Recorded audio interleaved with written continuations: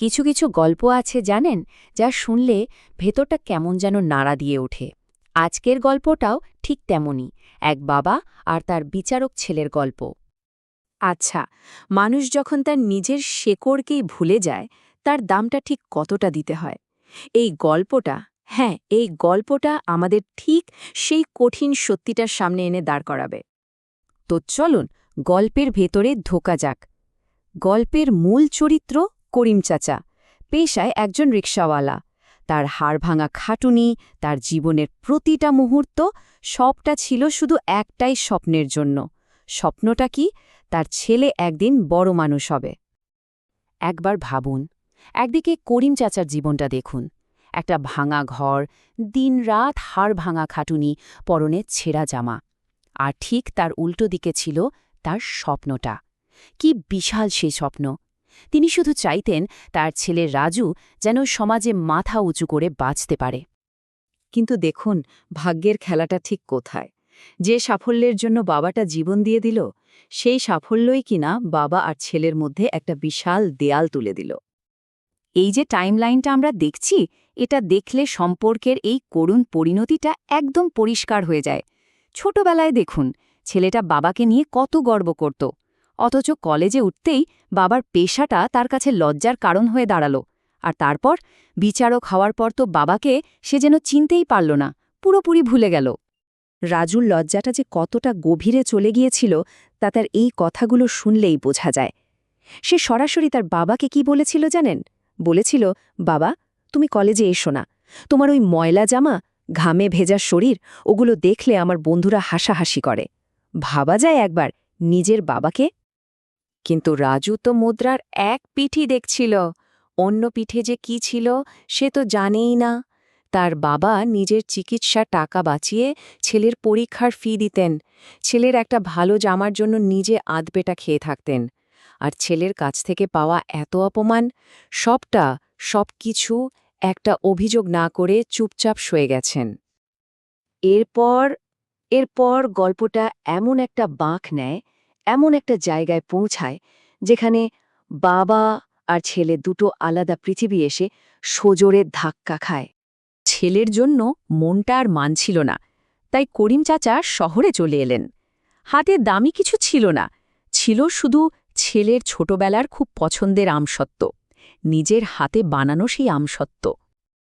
কিন্তু শহরে এসেই আদালতের গেটে তাকে যা শুনতে হলো, দারোয়ান শটান বলে দিল, এই বুড়ো, এটা ভিক্ষা করার জায়গা না, যা এখান থেকে। করিম চাচার উত্তরে কিন্তু কোনো রাগ ছিল না, ছিল একটা সরল গর্ব। তিনি শুধু বললেন, আমি ভিক্ষুক না, আমি জজ সাহেবের বাবা। তিনি হয়তো ভেবেছিলেন এই পরিচয়টায় সব দরজার তালা খুলে দেবে। কিন্তু তার নিজের ছেলে বিচারক রাজু বাবাকে দেখে যা বলল, তা ছিল যেন হাজারটা ছুরির আঘাতের সমান। প্রত্যেকটা কথা ছিল বিষে ভরা। শুধু মুখের কথাতেই সে থামেনি, এক গোছা টাকা বাবার মুখের উপর ছুঁড়ে দিয়ে তাকে চলে যেতে বলল। এর চেয়ে বড় অপমান আর কি হতে পারে? সম্পর্কটাকে সেদিনই সে যেন খুন করে ফেলল। কিন্তু না, গল্পটা এখানেই শেষ হয়ে যায়নি, বরং এখান থেকেই শুরু হলো আসল গল্পের সেই সত্যিটা সামনে আসার পালা, যা রাজুর জীবনকে ওলটপালট করে দেবে। রাজু যখন বাড়ি ফিরল, দেখল গেটের সামনে বাবার ফেলে যাওয়া সে প্যাকেটটা পড়ে আছে, ভেতরে সেই আমসত্ত্ব, আর তার সাথে একটা খুব পুরনো জীর্ণ একটা ডায়েরি। ডায়েরিটা খুলতেই প্রথম পাতাটা পড়েই রাজুর পায়ের তলার মাটি সরে গেল। সেখানে লেখা ছিল, আজ আমার খোকার জন্মদিন, ওর জন্য একটা লাল সাইকেল কিনতে নিজের রক্ত 200 টাকায় বিক্রি করলাম। আরেকটা পাতা উল্টাতে আরও এক ভয়াবহ ত্যাগের কথা সামনে এলো। ওর কলেজের ফিস দেওয়ার জন্য আমার মায়ের শেষ স্মৃতি, তার আংটিটা বিক্রি করে দিলাম।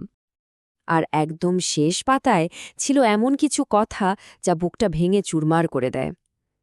বাবা লিখেছেন, খোকা, আমি জানি আমার এই গরিব চেহারাটা তোকে লজ্জা দেয়।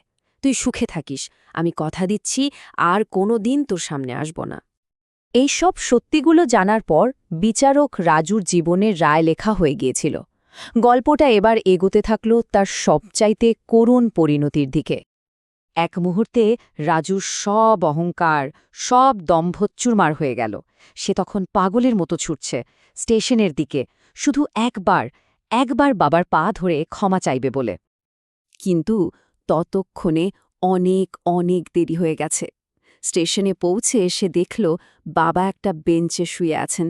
শরীরটা ঠান্ডা, নিথর, আর হাতে তখনও শক্ত করে ধরা তারই ছোটবেলার একটা ছবি। এই গল্পটা আমাদের একটা জিনিস চোখে আঙুল দিয়ে দেখিয়ে দেয়, বাবা মায়ের ছেঁড়া জামা দেখে লজ্জা পাওয়ার আগে একবার ভাবা উচিত ওই ছেঁড়া জামার আড়ালেই কিন্তু পৃথিবীর সেরা মানুষটা লুকিয়ে থাকে। যে বিচারক তার এজলাসে হাজার মামলার রায় দিয়েছে, সে আজ নিজের অপরাধের কাঠগড়ায় দাঁড়িয়ে। এই অপরাধের বিচার সে নিজে কিভাবে করবে? আর এই যে অনুশোচনা, এই যাবজ্জীবন কারাদণ্ড থেকে তার কি আদৌ কোনোদিন মুক্তি মিলবে? এটা সত্যি একটা বড় প্রশ্ন।